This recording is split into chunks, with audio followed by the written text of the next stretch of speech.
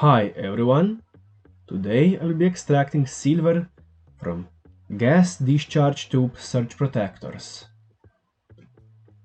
This is not a tutorial, do not repeat anything shown in the video. Some time ago I got my hands on a large haul of e-waste and discarded electronic components. Among them were those disc-shaped components I didn't recognize. It took me a bit of research to learn those are gas discharge tube surge protectors and that they most likely contain some silver. Those components are quite interesting. As you can see on the sketch, they consist of metallic cover, most likely stainless steel, aluminum oxide ceramic insulator that separates two varistors, and an argon-filled spark gap between them. It is those varistors that are covered with a paste that most likely contains silver.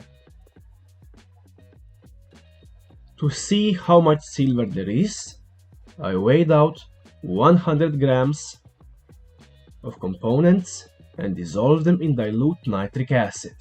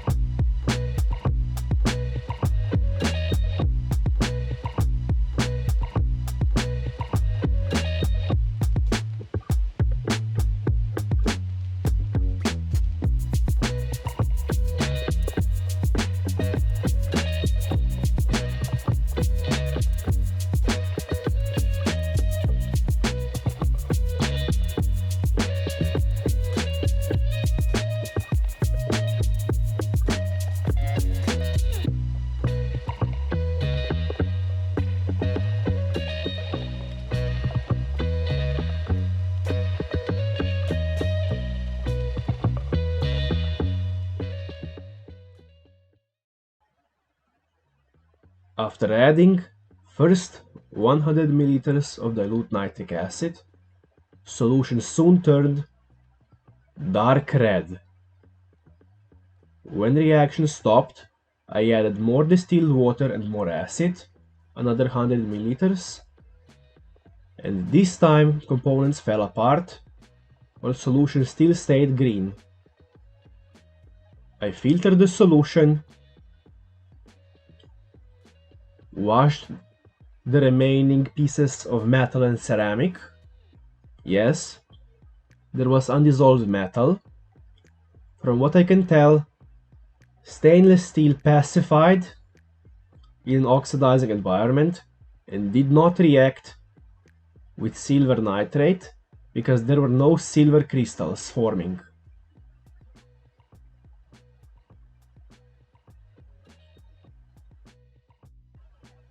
Here's a closer look at the undissolved material.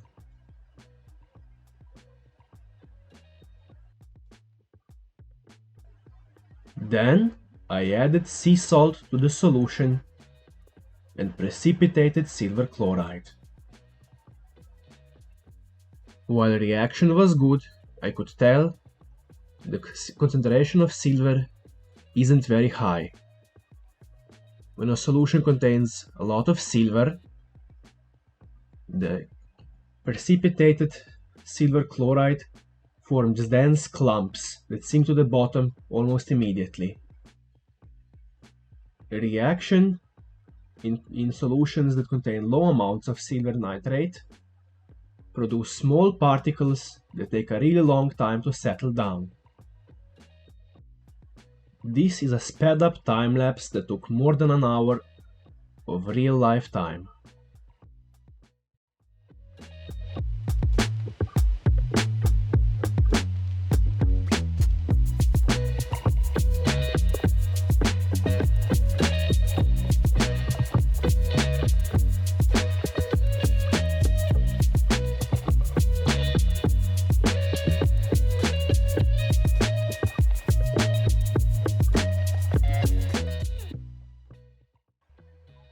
Once silver chloride settled to the bottom of the beaker, I carefully decanted the solution and converted the silver chloride to silver with sugar and lye process.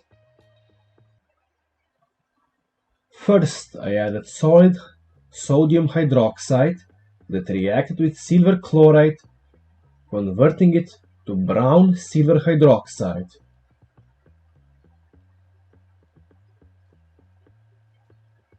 Then I added a source of reducing sugars that reacted with silver hydroxide and converted it to silver metal. I used honey. Reaction is exothermic and produces a quite pleasant smell. That is if you use honey.